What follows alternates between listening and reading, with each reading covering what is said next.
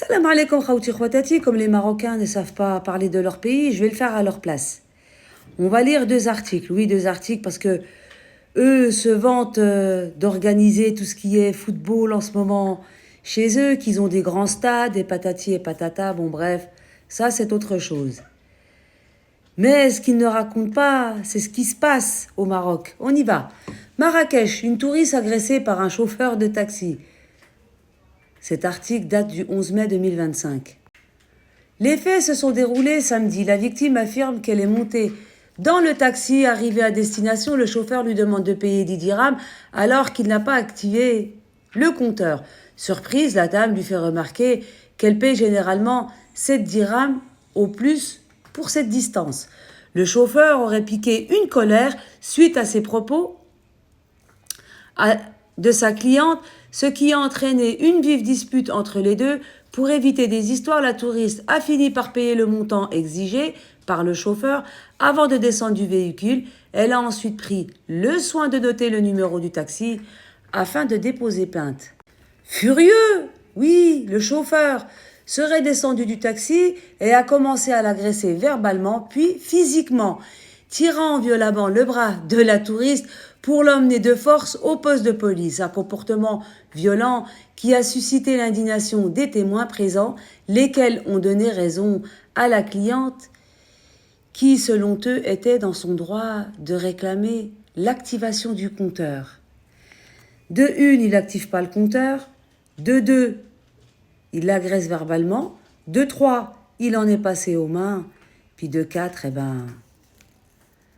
il va passer en justice, tout simplement. Du moins, je l'espère. Voilà ce qui se passe avec certains chauffeurs de taxi. Donc, je préfère prévenir ceux qui vont s'y rendre.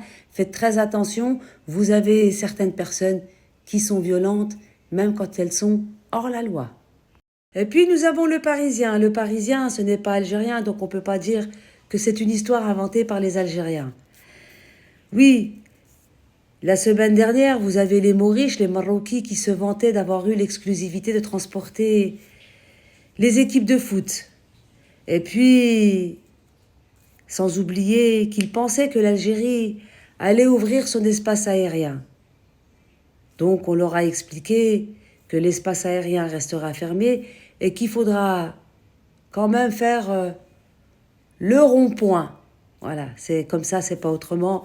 C'est ni la CAF ni qui que ce soit qui décide pour l'Algérie. Ça se passe pas comme ça. Elle est morte ignorée sous les yeux de tous. Royal Air Maroc, celui qui a obtenu l'exclusivité, accusé d'avoir délaissé une passagère plus de 3 heures sur un vol. Marie-Thérèse, 68 ans, se rendait à Dakar pour se recueillir sur la tombe de l'un de ses enfants. Elle n'y est jamais arrivée, elle n'a jamais revu la tombe, mais elle a rejoint son enfant. Elle n'aura jamais revu le Sénégal. La sexagénaire est décédée à bord de son vol sans que l'équipage de Royal Air Maroc ne tente de lui porter secours, accuse sa fille. Et puis nous avons, il y a 2 ans en arrière, une Marocaine qui a fait un malaise. Elle revenait de la Mecque. Elle a fait un malaise dans l'avion. L'avion a dû se poser en urgence. L'Algérie a accepté afin que l'avion se pose en urgence sur un aéroport algérien. Elle a été soignée. Elle a été choyée par les Algériens.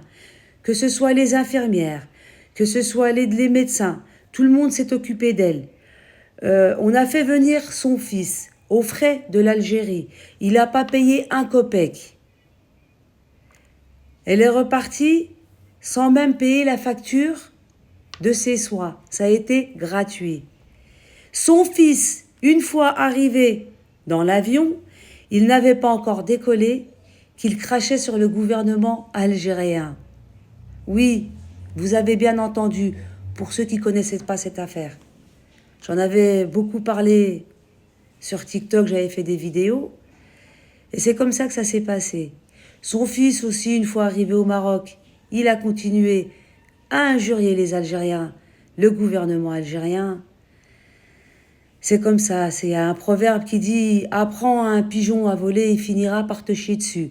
Ça, c'est le Marocain dans toute sa splendeur. Tu le soignes, tu le nourris, tu l'héberges, tout ça aux frais de la princesse. D'ailleurs, le gouvernement algérien devrait revoir un petit peu sa politique. Quand un étranger se fait soigner en Algérie, il faut qu'il paye. S'il n'a pas les moyens, vous avez une ambassade ou alors un consulat et il honore la facture, tout simplement. Ça s'est passé en 2023. Marie-Thérèse pensait rejoindre Dakar depuis Montpellier pour se recueillir avec ses sœurs sur la tombe de son fils aîné décédé un an plus tôt. Mais après plus de 3 heures de vol, le décès de cette dame, qui venait de fêter ses 68 ans, est déclaré sur le tarmac sénégalais, sans que l'équipage de Royal Air Maroc ne réagisse ou tente de réanimer sa passagère inanimée. C'est en tout cas ce que soupçonne Marie Diop, dit Fifi, la fille de Marie-Thérèse qui poursuit la compagnie aérienne marocaine pour des négligences qui auraient conduit à la mort de sa mère. Entre ceux qui se font agresser dans les taxis et ceux à qui on ne porte pas secours dans les avions, franchement les Marocains, vous craignez. Et comme je vous l'avais dit dans une de mes vidéos, étant donné que vous ne voulez pas savoir ce qui se passe chez vous, avec les vôtres, je vais me faire un plaisir de faire des vidéos et puis vous informer. C'est gratuit en plus.